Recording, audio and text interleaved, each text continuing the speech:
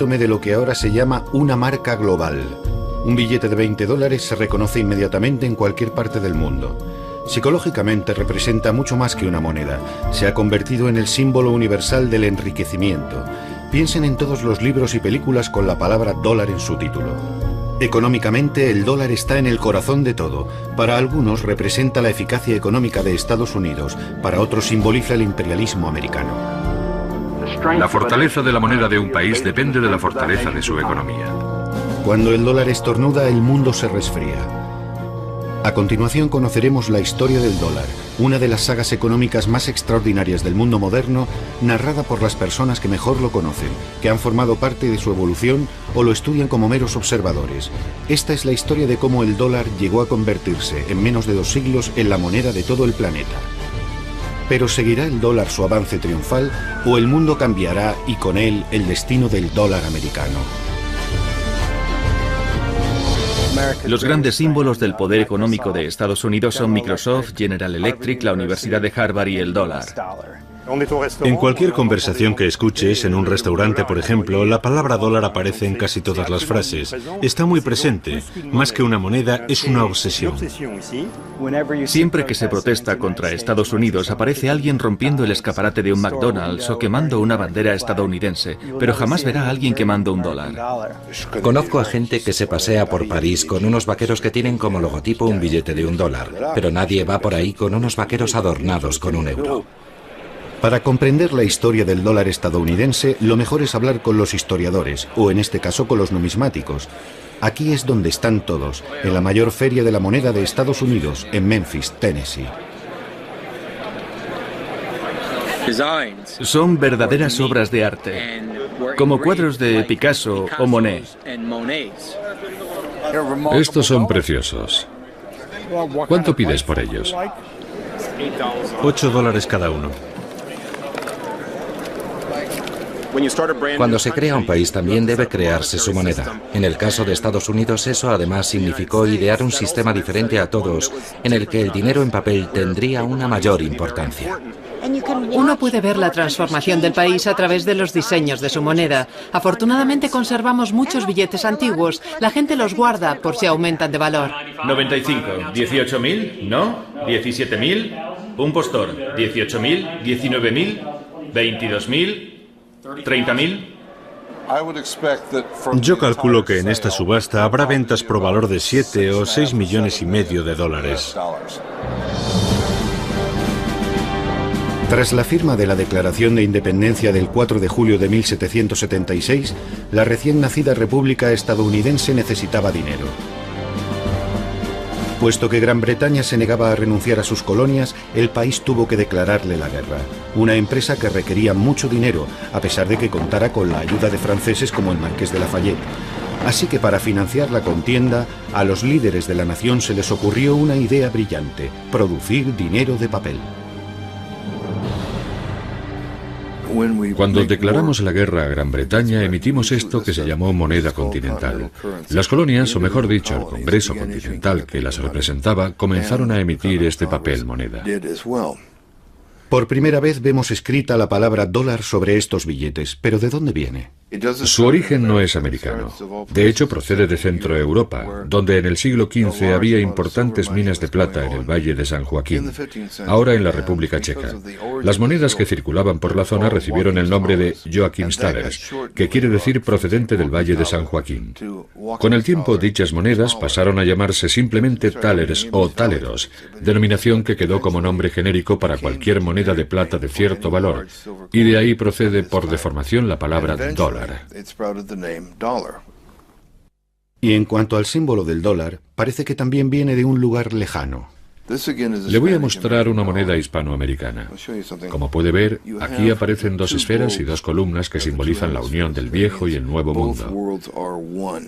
Creemos que fue esta imagen la que inspiró la creación del símbolo del dólar. Sobre todo, estos 2 pilares que representan las columnas de Hércules y la curva que serpentea alrededor de las 2 líneas verticales. Tras ganar la guerra contra Gran Bretaña, los americanos se concentraron en organizar las instituciones administrativas y políticas del país.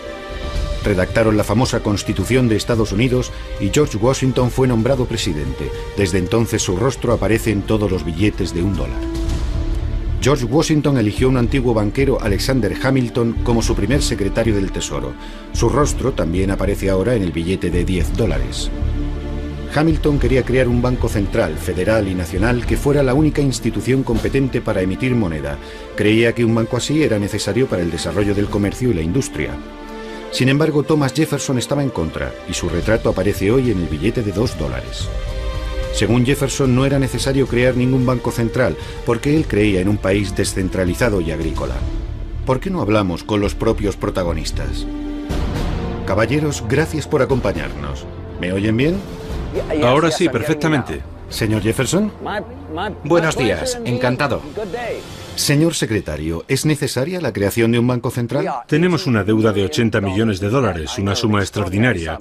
Necesitamos crear un banco nacional para mantener y estabilizar nuestra moneda. Eso además nos permitiría emitir más dinero en caso de necesidad, sin olvidarnos de que nos dará credibilidad ante el resto del mundo. Hay que ser muy retorcido para pensar que todos aquellos que quieren para este país una industria y una economía prósperas y bien organizadas son meros sinvergüenzas sin escrúpulos. Yo no predico la pobreza, solo digo que debemos procurar que el dinero se distribuya de forma equitativa. Habría que vigilar de cerca a esa institución para que trabaje por el bien de todos, y no de una minoría de privilegiados. La controversia acabó en un compromiso. En 1791 nace en este edificio de Filadelfia el primer Banco Central Federal del país. Como Banco Central, sin embargo, deja mucho que desear. Para empezar, no tiene potestad de emitir moneda, y sus opositores, que estaban en contra de la idea de una banca centralizada, consiguen cerrarlo 20 años más tarde. En resumen, cuando comienza la conquista del oeste americano, el país no tiene banco central, y lo único que hace el gobierno federal es autorizar a bancos privados la emisión de sus propios dólares. Entonces, ¿qué dinero usaban los vaqueros para pagar el whisky en la cantina? Y cuando los forajidos atracaban los trenes, ¿qué dinero encontraban en su interior? Respuesta: en lo que a monedas se refiere había de todo un poco. Estaban las monedas de oro y plata de México, por ejemplo. En cuanto a billetes, el asunto era más complicado. Durante la primera mitad del siglo XIX, Estados Unidos no tenía una única moneda para todo el país. Había cientos de bancos privados que podían emitir miles de billetes diferentes. El panorama era el siguiente. Había 8.000 bancos que emitían cada uno 8 billetes diferentes. Así que teníamos cientos de miles de billetes distintos. Si a eso le añadimos una población que jamás veía un documento impreso, aparte de la Biblia, ¿cómo podían saber qué dinero era bueno? En 1860 había unos 10.000 tipos de dólares distintos en circulación. Fueron buenos tiempos para los falsificadores, sobre todo para los malos. En la actualidad, cuando falsificas algo, haces una imitación, una copia de algo existente. Pero como había miles de bancos distintos, los falsificadores listos se dieron cuenta enseguida de que no valía la pena molestarse en hacer copias. Podían crear sus propios bancos, completamente ficticios. Y eso es lo que hicieron muchos. Y para complicarlo todo aún más, los bancos y los falsificadores no eran los únicos metidos en el ajo. Las compañías ferroviarias, los hoteles e incluso algunas tiendas imprimían sus propios dólares. Pongámonos en situación. Imaginemos que va a una tienda, digamos en Filadelfia, y que se dispone a pagar con un billete de $1 emitido por un banco de Tennessee, por ejemplo. En ese momento comienza el regateo con el tendero para establecer cuánto vale ese billete. Usted diría, por supuesto, que su valor es de $1, pero él argumentaría que no, que ese banco tiene muy mala reputación y que como mucho ese dólar solo vale 50 centavos. ¿Se imagina cómo sería hoy si cada vez que vamos a una tienda tuviéramos que llegar a un acuerdo en la caja acerca de lo que vale la moneda que queremos usar? Sería ridículo. La situación estaba totalmente fuera de control cuando estalló la Guerra Civil, en la que los unionistas del norte se enfrentaron a los confederados del sur. La Unión no tenía dinero, pero debía pagar a sus soldados, así que tuvo que recurrir a otro tipo de financiación. La solución más sencilla cuando un país no tiene dinero es fabricarlo. Así que igual que George Washington un siglo antes, en 1863 Lincoln decide reorganizar todo el sistema. Le oigo, señor, y es un gran placer charlar con usted hoy. Los días en los que cualquiera podía emitir moneda han acabado. Bueno, es necesario estandarizar la moneda. Y se debe hacer de la mano de un gobierno central y un banco central. Y la única forma de conseguirlo es emitiendo una moneda creíble para el pueblo americano, donde figure el gran sello de Estados Unidos con su águila impresa, para que así todo el mundo sepa que tenemos una única moneda y que puede confiar en ella. A partir de aquel momento solo habrá una autoridad con capacidad para emitir moneda, el gobierno federal.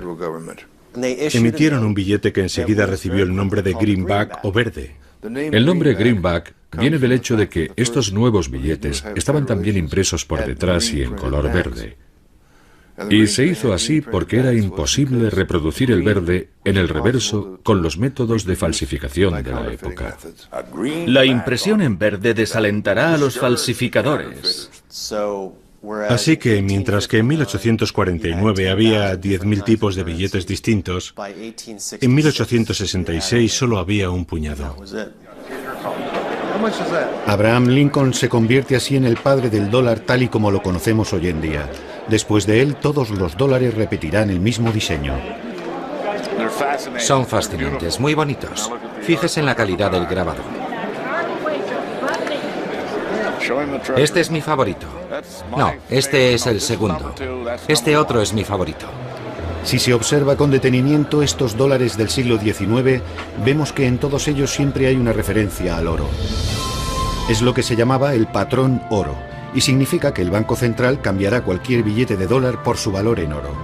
En otras palabras, el valor total de todos los billetes en circulación jamás deberá exceder el valor de las reservas de oro del banco. Así, al menos en teoría, se evitaría que el gobierno sucumbiese a la tentación de no parar jamás la máquina de hacer dinero.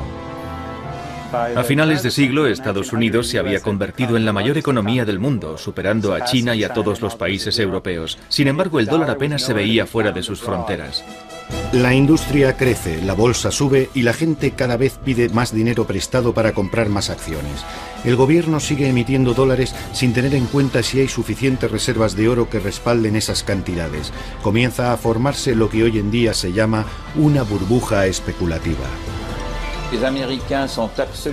Los americanos no se preocupaban por lo que ocurría fuera de sus fronteras, y su política monetaria, que se centraba únicamente en la situación interna, alteraba cada vez más la circulación de capital, lo que a su vez afectaba negativamente a la libra esterlina, que por el momento era la moneda dominante. Así que la política monetaria de Estados Unidos tuvo repercusiones negativas, y al final todo esto desembocó en la Gran Depresión. La burbuja especulativa explota el miércoles 24 de octubre de 1929.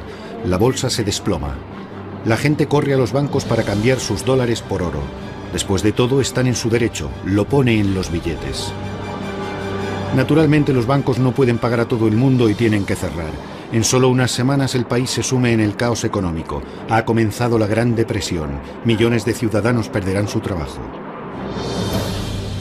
Si se deja a los inversores y financieros solos, si se deja que hagan lo que quieran, siempre se van a los extremos. Y en la década de 1930 el sistema financiero se viene abajo por completo. La gente ha sabido adaptarse a la actual situación de crisis con estos dólares de fabricación casera. Están diseñados para resistir la inflación, con la garantía de que durarán mucho tiempo. Por extraño que parezca, este dólar es aceptado en los comercios del barrio. En Nueva York, el sistema de trueque experimenta un nuevo auge. En 1933 la situación parece mejorar un poco cuando el demócrata Franklin Roosevelt resulta elegido presidente de Estados Unidos. La máquina económica comienza a funcionar de nuevo. Ese mismo año, sin embargo, otro líder también fue elegido por su pueblo, Adolf Hitler, en Alemania. Cuando la guerra termina, los vencedores deben reconstruir el mundo. En 1945 crean las Naciones Unidas y para ocuparse de los asuntos económicos se reúnen en Bretton Woods. En 1944, un limitado número de personas se reunió en una pequeña ciudad de la costa este de Estados Unidos con la idea de que las prácticas económicas, las guerras de las monedas, contribuyeron en gran medida al estallido de la Segunda Guerra Mundial. Así que para evitar que algo así se repitiera, se estableció una especie de Naciones Unidas financieras. Se decidió, como una de las consecuencias de la guerra, que a partir de ese momento, la moneda de referencia en el sistema financiero global sería el dólar. Las monedas más potentes habían desaparecido debido a la guerra y todo el mundo debía dinero a Estados Unidos porque era el país que estaba financiando la reconstrucción de Europa. La libra esterlina estaba muerta, o casi, el franco francés igual. 44 países firmaron aquel acuerdo, prácticamente todos los países de más peso en el mundo libre. La Unión Soviética participó como invitado, pero al final decidió no firmar. Aquello fue un hecho sin precedentes. Bretton Woods establece lo que se denomina un sistema de cambios fijos. El valor del dólar se fija en $35 por onza de oro. El gobierno de Estados Unidos se compromete a cambiar una onza de oro a cualquier banco central que le presente $35. El cambio de otras monedas también se fija de forma más o menos permanente con relación al dólar.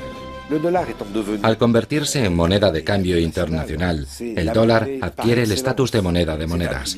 Y ser el país que emite la moneda que usan otros países es un gran privilegio, porque permite a Estados Unidos tener un gran déficit en su balanza de pagos. ¿Cómo financia ese déficit? Como todos los países, con su propia moneda. Pero cuando ese dinero se acaba, los demás países tienen que financiarlo con dólares, con oro, con lo que tengan. Y cuando eso también se acaba, entonces se ven forzados a poner límites a ese déficit. Todos los países cuentan con esta especie de mecanismo que limita el déficit cuando ya no pueden responder de él, excepto Estados Unidos, porque financia todo su déficit con su propio dinero. Se podría decir, utilizando una imagen quizá engañosa, que ya que Estados Unidos maneja la máquina del dinero, para ellos es fácil financiar su propio déficit. En los años 50, Estados Unidos inunda el mundo con sus dólares. Al principio como parte de su programa para la reconstrucción de Europa, el famoso Plan Marshall. Los países de Europa Occidental por fin estamparon sus firmas en un importante documento. El Plan Marshall ya tiene luz verde. El Acuerdo de París establece que Estados Unidos volverá a enviar americanos al extranjero, pero esta vez serán suministros para la paz en forma de comida, maquinaria, personal y dólares. Se ha hablado de cifras que rondan los 17 millones de dólares. Después, en la década de los 60, Estados Unidos comienza a comprar el mundo. Hacen grandes inversiones en el extranjero mientras al mismo tiempo financian la guerra de Vietnam. Todo se paga en dólares, por supuesto. Invertíamos en el extranjero más de lo que el resto del mundo invertía en Estados Unidos, así que en el cómputo general teníamos un déficit de varios miles de millones de dólares. Una cantidad minúscula comparada con el déficit actual. Aquello puso nerviosas a muchas personas. El presidente francés de Gaulle fue uno de los primeros en criticar este hecho. Como dijo en los años 60, que Estados Unidos emitiera la principal moneda era un privilegio excesivo. Eso lleva a los americanos a endeudarse y a hacerlo gratuitamente con respecto al extranjero.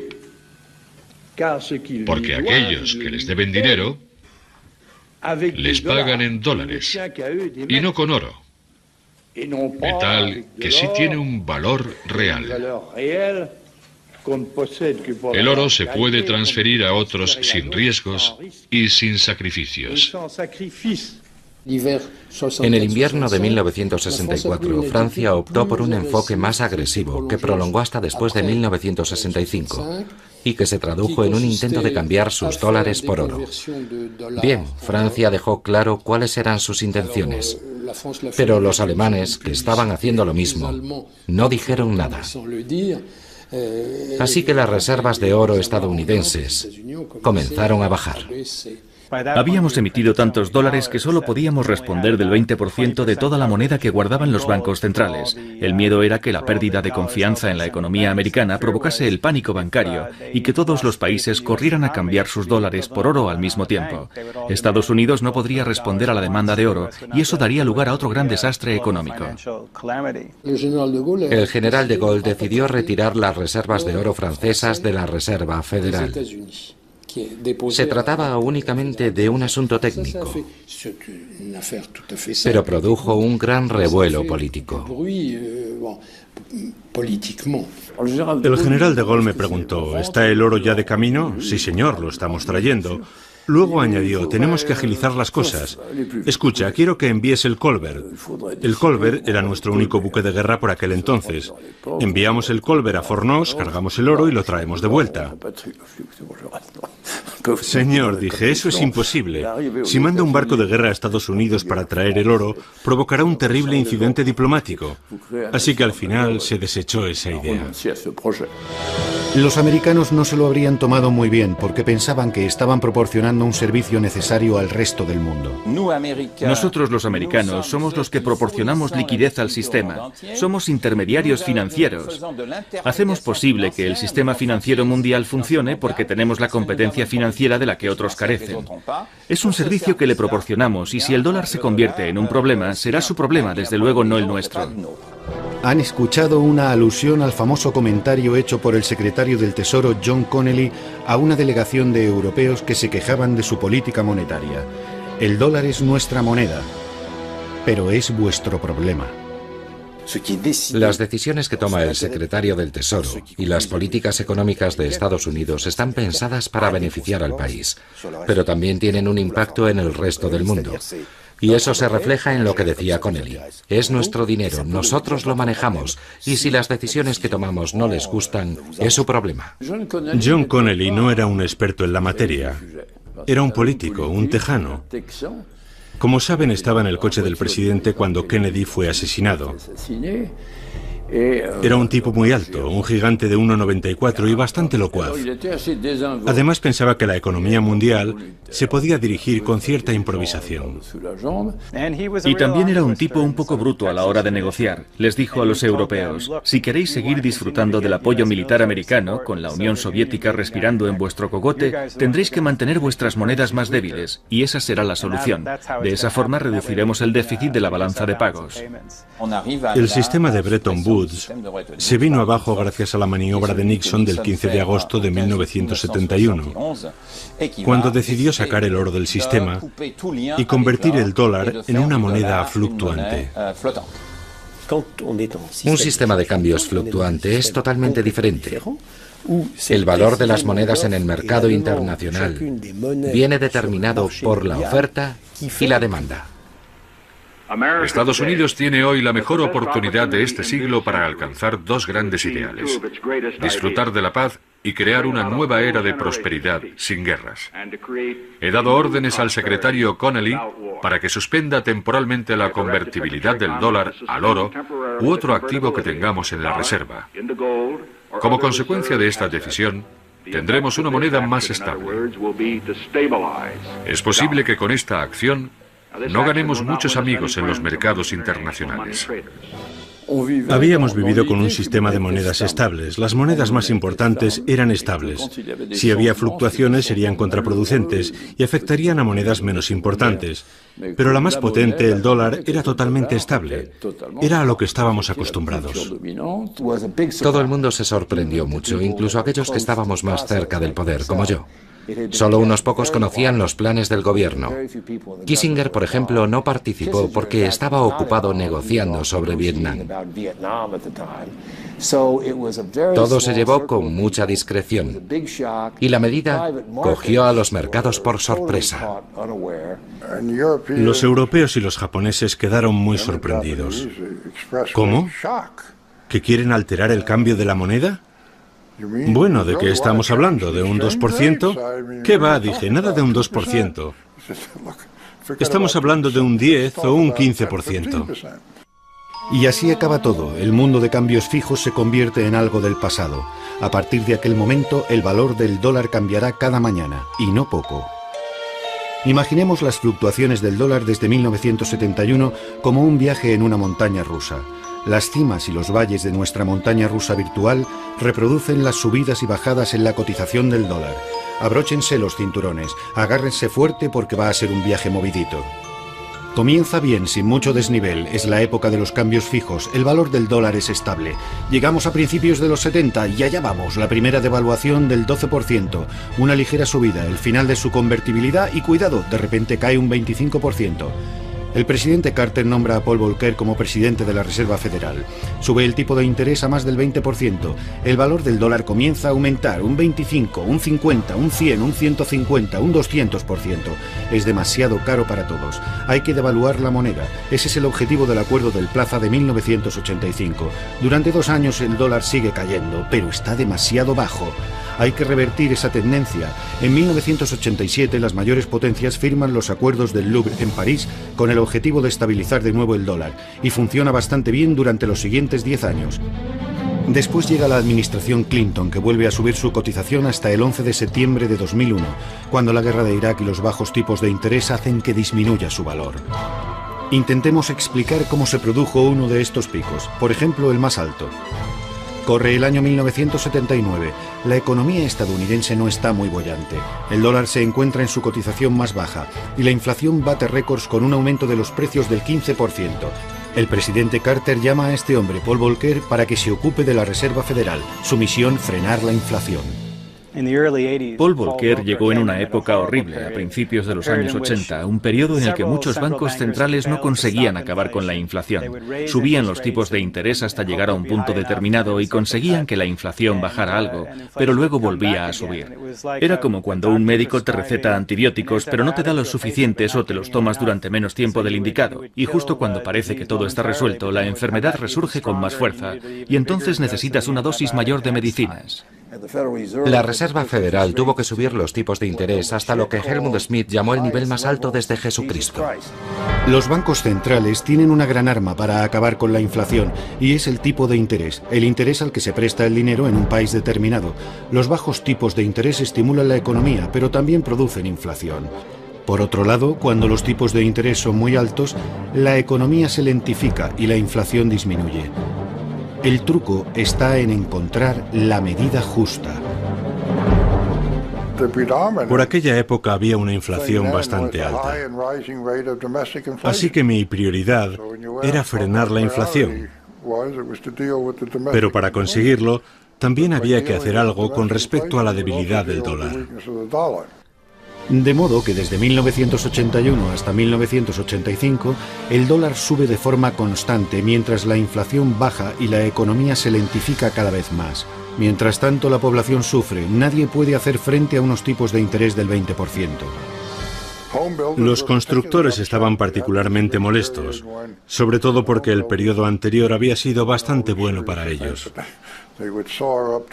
Así que, medio en broma, medio en serio, comenzaron a mandarme ladrillos a mi oficina. La gente le culpaba de sus problemas. Le paraban por la calle, le ponían un dedo en el pecho y le decían: usted es el culpable de que mi padre haya perdido su trabajo. O por su culpa no podemos vender nuestra casa.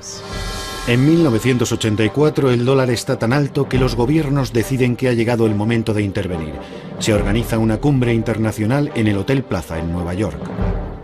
Para los europeos la moneda estadounidense resultaba demasiado cara. No podían pagar en dólares las zapatillas Nike, los tractores Caterpillar o simplemente los barriles de petróleo. Todos esos productos eran demasiado caros. La única solución al problema era llegar a un acuerdo monetario o recurrir a medidas proteccionistas.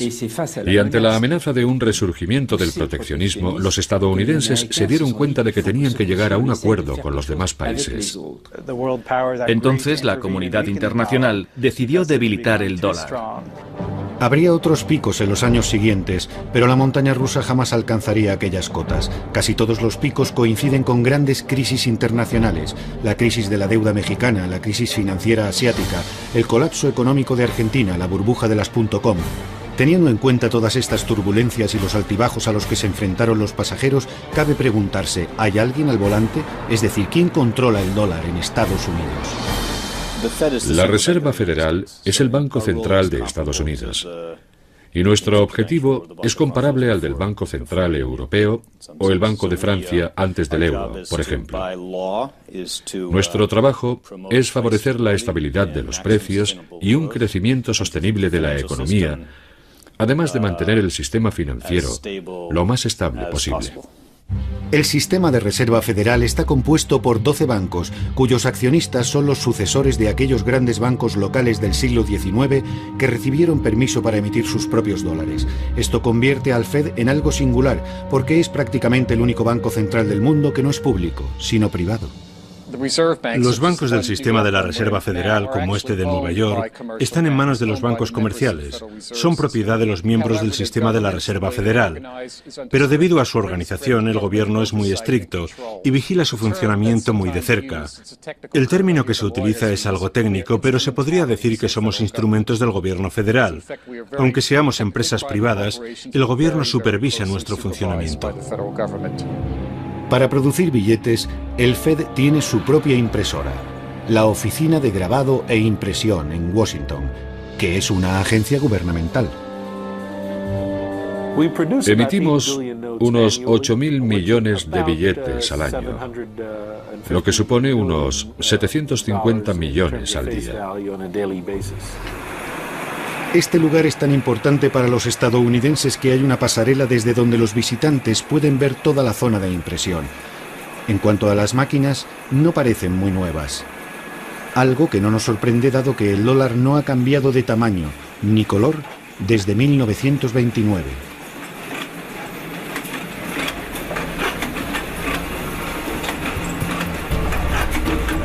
La Oficina de Grabado e Impresión produce 22 toneladas de billetes nuevos y crujientes todos los días que se distribuyen por todo el país.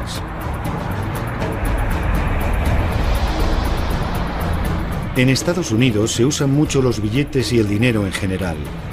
De hecho, 1 de cada 10 dólares es un billete real y palpable. Los otros 9 son solo números que bailan en los ordenadores de los bancos. Puede que 1 de cada 10 no parezca mucho, pero es el doble de la cantidad en circulación de libras esterlinas, yenes japoneses o euros, cuyos billetes nunca han supuesto más del 5% del total del dinero del país. Es más, al contrario de lo que cabría pensar, el número de billetes en circulación no se reduce, sino que aumenta, a pesar de la llegada de las tarjetas de crédito.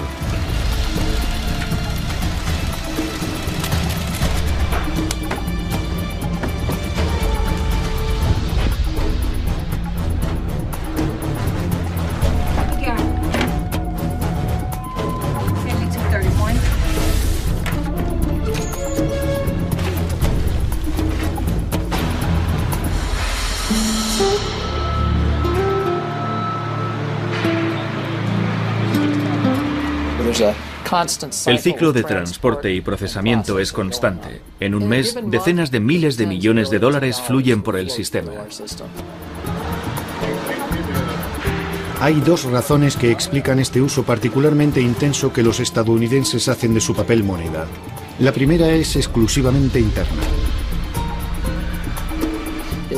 Aproximadamente el 15% de las familias americanas no tienen ninguna cuenta bancaria. Así que para muchas de esas personas, los billetes son la única forma de pago. Por eso, entre otras razones, el papel moneda es todavía muy importante, un bien que todo el mundo necesita. La segunda razón para la enorme cantidad de papel moneda en circulación se deriva del estatus del dólar como moneda internacional. Hay más de 777.000 millones de billetes en circulación, de los que más de 512.000 millones se mueven fuera de nuestras fronteras. La gran mayoría de los billetes que circula fuera del país se suele utilizar principalmente como moneda de ahorro por aquellas personas que quieren tener un fondo en caso de emergencia. Razón por la cual hay que ser muy precavido y no hacer ninguna alteración de forma precipitada. El diseño de un billete es un proceso muy complicado. Nuestra primera preocupación es la seguridad. Queremos dificultar su falsificación y para ello superponemos el mayor número posible de parámetros de seguridad.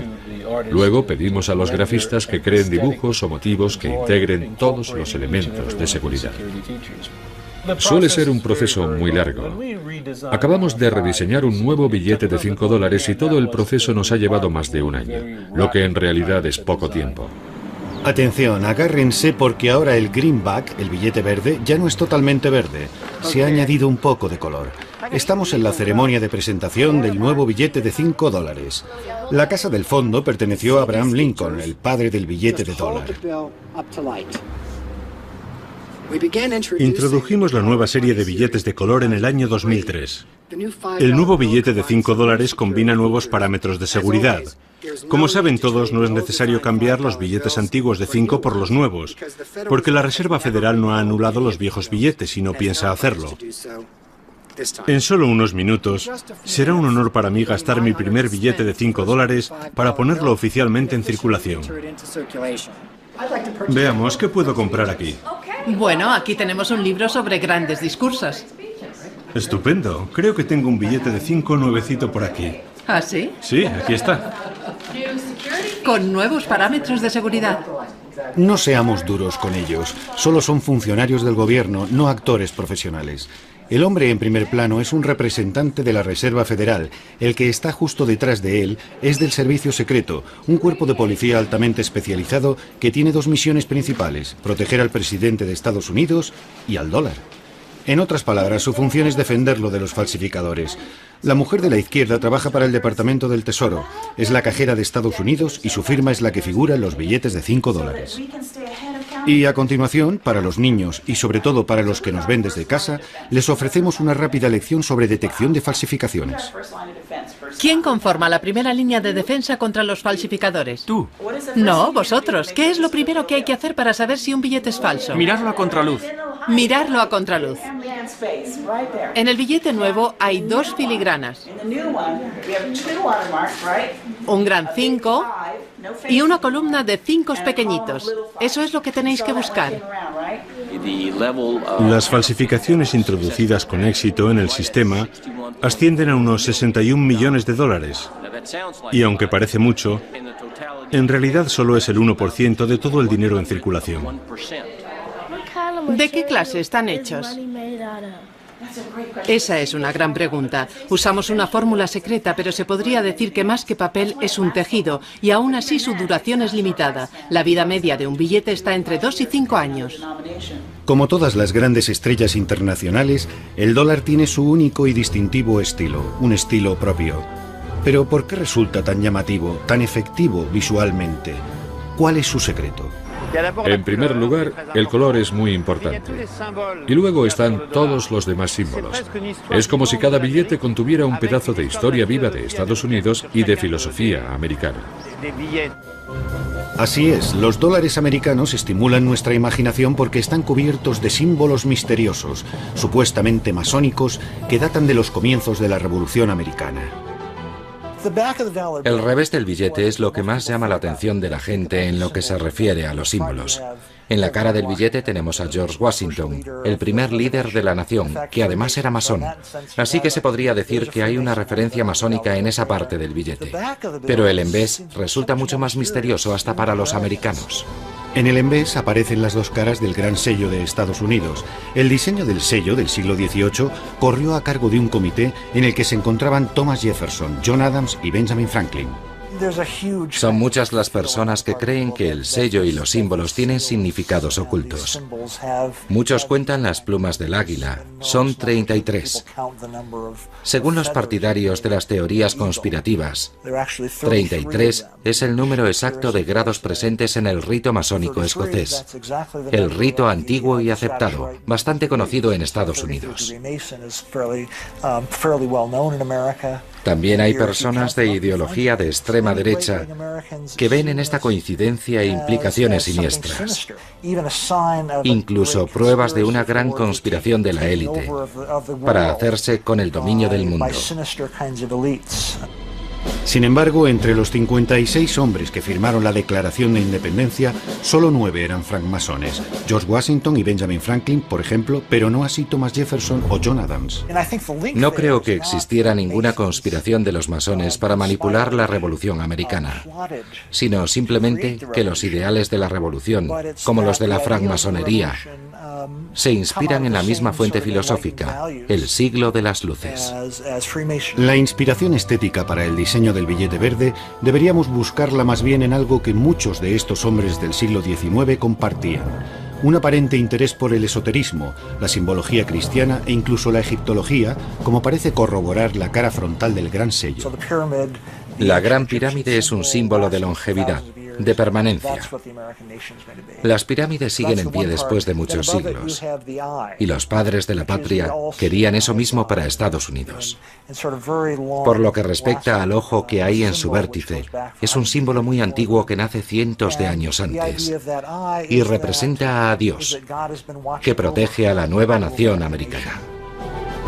De hecho, el dólar está tan ligado a Dios que es la única moneda del mundo occidental que pide explícitamente su protección. En ella aparece el famoso lema "In God we trust", en Dios confiamos, que tanto intriga a los extranjeros. El pueblo americano siempre ha sido muy religioso. Es una realidad que todos los gobiernos han tenido siempre en cuenta. En 1861, cuando estalló la Guerra Civil, un pastor de Pensilvania escribió una carta que luego se hizo muy famosa al secretario del Tesoro, un hombre llamado Simon Chase. En ella decía más o menos: oiga, el país está enzarzado en una terrible guerra fratricida. Es evidente que necesitamos ayuda de la divina providencia. Necesitamos la ayuda de Dios, de modo que le pidió que apareciera el nombre de Dios en alguna parte. El secretario del Tesoro encargó a un funcionario que escribiera varios lemas, aunque ninguno de ellos era el actual.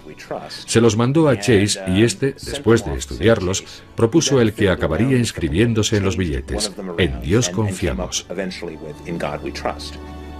A finales de la década de 1930 comenzó a aparecer en todas las monedas estadounidenses, y en 1957 también estaba en el papel moneda.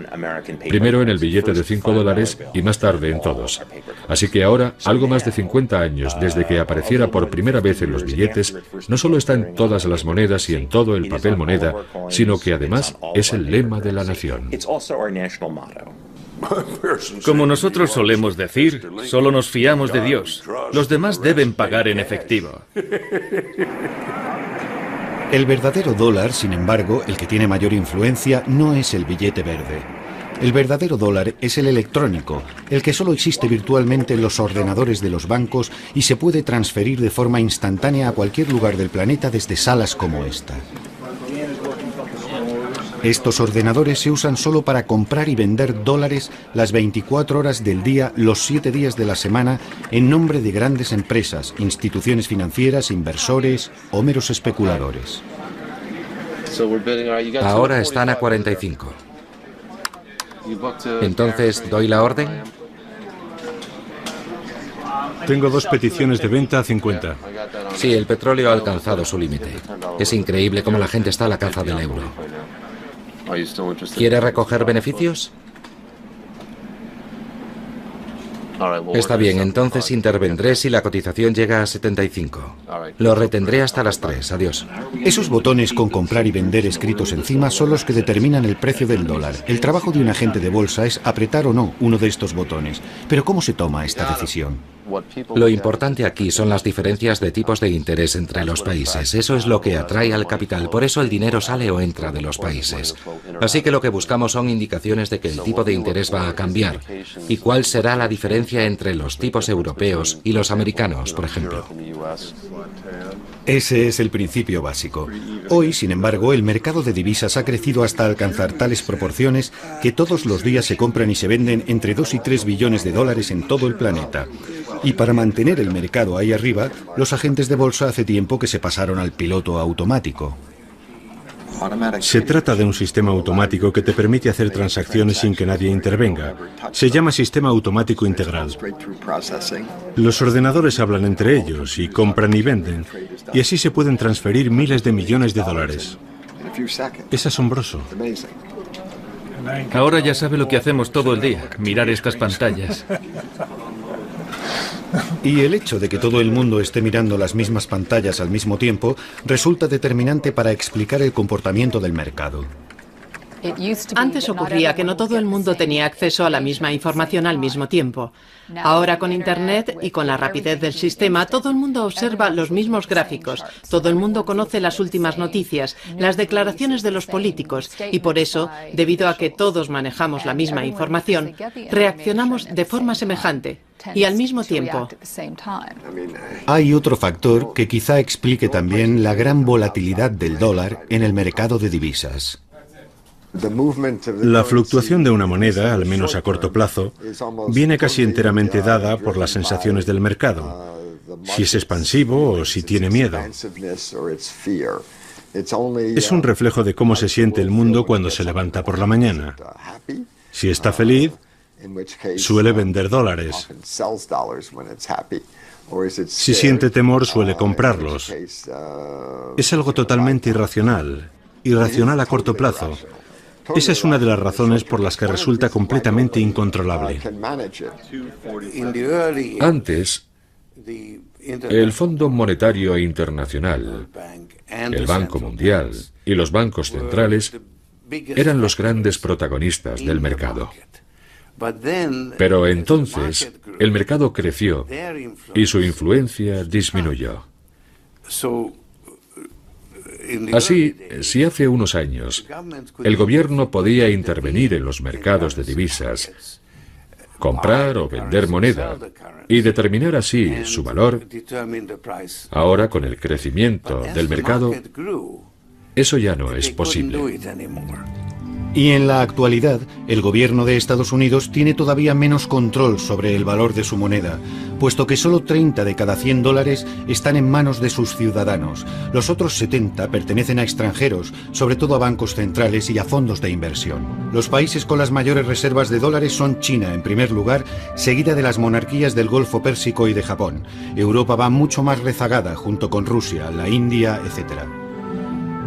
Esto es Bahrein, un país situado en el Golfo Pérsico. Se calcula que en sus cámaras acorazadas los países petroleros de esta región guardan el 25% de todos los dólares del planeta.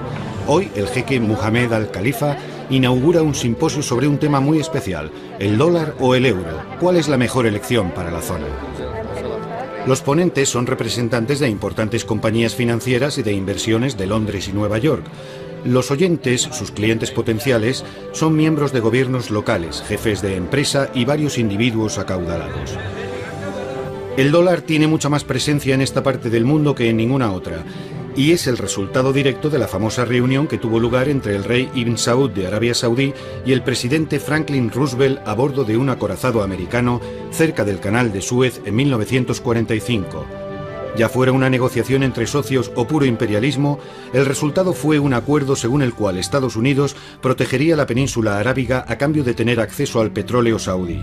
Desde entonces, el precio del petróleo se ha fijado en dólares y las monedas de los países del Golfo están ligadas al dólar con un cambio rigurosamente fijo. Así que no es de extrañar que, además de las ponencias, se vaya a celebrar una mesa redonda con economistas estadounidenses que han sido invitados a hablar sobre las fluctuaciones del dólar.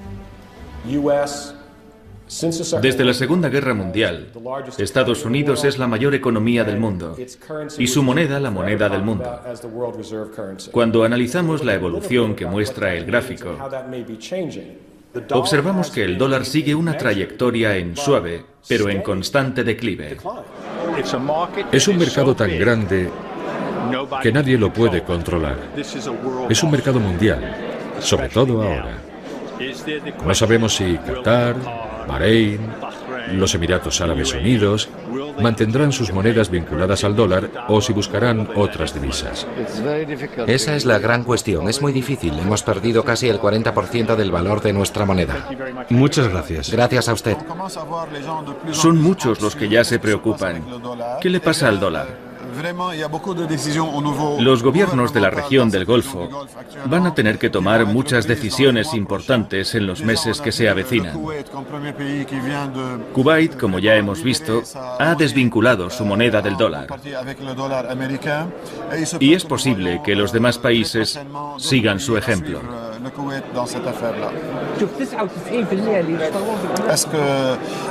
Este es el fin del dólar estadounidense. Ha sido un buen padre y todos sabemos que es muy doloroso perder a un buen padre. Pero eso no significa que vayamos a olvidarnos del dólar. Es posible que al final sean las fuerzas del mercado las que nos digan si será el euro o el dólar la moneda predominante, o quizá alguna otra. Los europeos y el mundo han estado obsesionados con el dólar durante los últimos 100 años por una razón muy simple. No había competencia. Eso ahora ha cambiado con la creación del euro. ¿Acaso la política de los últimos 10 años del Banco Central Europeo con sede en Frankfurt ha cambiado el paisaje monetario del mundo? ¿Está el todopoderoso dólar, el rey dólar, a punto de ser destronado por el euro? Creo que el euro tiene potencial para convertirse en el equivalente al dólar como moneda de reserva mundial o incluso para sobrepasarlo. Para los europeos es un éxito fenomenal. Si el euro fuera más agresivo o intentara ser más agresivo, probablemente desbancaría al dólar en poco tiempo. El euro no se creó para oponerse al dólar. No se creó como oposición a ninguna moneda existente. La ambición de Estados Unidos, y lo que voy a decir es una simplificación, es imperialista. Quieren ser la superpotencia del mundo. Nosotros no ambicionamos eso, no queremos gobernar el mundo. Ya lo hicimos en parte en el siglo XIX, pero ese ya no es nuestro objetivo. Y puesto que el euro rivaliza con el dólar sin querer o sin ser capaz de reemplazarlo por completo, ¿qué implica eso para el futuro del planeta? Creo que nos encaminamos a una situación en la que habrá un gran bloque norteamericano, un gran bloque chino, un gran bloque indio y quizá un gran bloque europeo. Y creo que con el tiempo es posible que el sistema evolucione hasta un punto en el que la función del dólar sea menos excepcional. Creo que sucederá de manera totalmente natural y será bueno para la economía mundial. Y la palabra final la tiene Paul Volcker, que ha sacado su bola de cristal para la ocasión. Haré dos afirmaciones.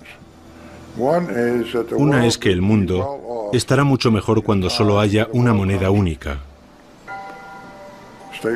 Y dos, que no creo que viva para verlo. En un restaurante, por ejemplo, la palabra dólar aparece en casi todas las frases. Está muy presente. Más que una moneda, es una obsesión. Siempre que se protesta contra Estados Unidos, aparece alguien rompiendo el escaparate de un McDonald's o quemando una bandera estadounidense, pero jamás verá a alguien quemando un dólar. Conozco a gente que se pasea por París con unos vaqueros que tienen como logotipo un billete de $1, pero nadie va por ahí con unos vaqueros adornados con un euro. Para comprender la historia del dólar estadounidense, lo mejor es hablar con los historiadores, o en este caso con los numismáticos. Aquí es donde están todos, en la mayor feria de la moneda de Estados Unidos, en Memphis, Tennessee. Son verdaderas obras de arte, como cuadros de Picasso o Monet. Estos son preciosos. ¿Cuánto pides por ellos? $8 cada uno. Cuando se crea un país también debe crearse su moneda. En el caso de Estados Unidos eso además significó idear un sistema diferente a todos, en el que el dinero en papel tendría una mayor importancia. Uno puede ver Y políticas del país. Redactaron la famosa Constitución de Estados Unidos y George Washington fue nombrado presidente. Desde entonces su rostro aparece en todos los billetes de $1. George Washington eligió a un antiguo banquero, Alexander Hamilton, como su primer secretario del Tesoro. Su rostro también aparece ahora en el billete de $10. Hamilton quería crear un banco central, federal y nacional que fuera la única institución competente para emitir moneda. Creía que un banco así era necesario para el desarrollo del comercio y la industria. Sin embargo, Thomas Jefferson estaba en contra, y su retrato aparece hoy en el billete de $2. Según Jefferson, no era necesario crear ningún banco central, porque él creía en un país descentralizado y agrícola. ¿Por qué no hablamos con los propios protagonistas? Caballeros, gracias por acompañarnos. ¿Me oyen bien? Ahora sí, perfectamente. Señor Jefferson. Buenos días, encantado. Señor secretario, ¿es necesaria la creación de un banco central? Tenemos una deuda de $80 millones, una suma extraordinaria. Necesitamos crear un banco nacional para mantener y estabilizar nuestra moneda. Eso además nos permitiría emitir más dinero en caso de necesidad. Sin olvidarnos de que... Por primera vez vemos escrita la palabra dólar sobre estos billetes, pero ¿de dónde viene? Su origen no es americano. De hecho, procede de Centro Europa, donde en el siglo XV había importantes minas de plata en el Valle de San Joaquín, ahora en la República Checa. Las monedas que circulaban por la zona recibieron el nombre de Joachimsthalers, que quiere decir procedente del Valle de San Joaquín. Con el tiempo, dichas monedas pasaron a llamarse simplemente thalers o taleros, denominación que quedó como nombre genérico para cualquier moneda de plata de cierto valor, y de ahí procede por deformación la palabra dólar. Y en cuanto al símbolo del dólar, parece que también viene de un lugar lejano. Le voy a mostrar una moneda hispanoamericana. Como puede ver, aquí aparecen dos esferas y dos columnas que simbolizan la unión del viejo y el nuevo mundo. Creemos que fue esta imagen la que inspiró la creación del símbolo del dólar. Sobre todo, estos dos pilares que representan las columnas de Hércules y la curva que serpentea alrededor de las dos líneas verticales. Tras ganar la guerra contra Gran Bretaña, los americanos se concentraron en organizar las instituciones administrativas. La transformación del país a través de los diseños de su moneda. Afortunadamente conservamos muchos billetes antiguos. La gente los guarda por si aumentan de valor. 95, 18.000, ¿no? 17.000, un postor, 18.000, 19.000, 22.000, 30.000. Yo calculo que en esta subasta habrá ventas por valor de 7 o 6 millones y medio de dólares. Tras la firma de la Declaración de Independencia del 4 de julio de 1776, la recién nacida República estadounidense necesitaba dinero. Puesto que Gran Bretaña se negaba a renunciar a sus colonias, el país tuvo que declararle la guerra. Una empresa que requería mucho dinero, a pesar de que contara con la ayuda de franceses como el Marqués de Lafayette. Así que para financiar la contienda, a los líderes de la nación se les ocurrió una idea brillante: producir dinero de papel. Cuando declaramos la guerra a Gran Bretaña, emitimos esto que se llamó moneda continental. Las colonias, o mejor dicho, el Congreso Continental que las representaba, comenzaron a emitir este papel moneda. Tome de lo que ahora se llama una marca global. Un billete de 20 dólares se reconoce inmediatamente en cualquier parte del mundo. Psicológicamente representa mucho más que una moneda. Se ha convertido en el símbolo universal del enriquecimiento. Piensen en todos los libros y películas con la palabra dólar en su título. Económicamente, el dólar está en el corazón de todo. Para algunos representa la eficacia económica de Estados Unidos, para otros simboliza el imperialismo americano. La fortaleza de la moneda de un país depende de la fortaleza de su economía. Cuando el dólar estornuda, el mundo se resfría. A continuación conoceremos la historia del dólar, una de las sagas económicas más extraordinarias del mundo moderno, narrada por las personas que mejor lo conocen, que han formado parte de su evolución o lo estudian como meros observadores. Esta es la historia de cómo el dólar llegó a convertirse, en menos de 2 siglos, en la moneda de todo el planeta. Pero ¿seguirá el dólar su avance triunfal o el mundo cambiará y con él el destino del dólar americano? Los grandes símbolos del poder económico de Estados Unidos son Microsoft, General Electric, la Universidad de Harvard y el dólar. En cualquier conversación que escuche,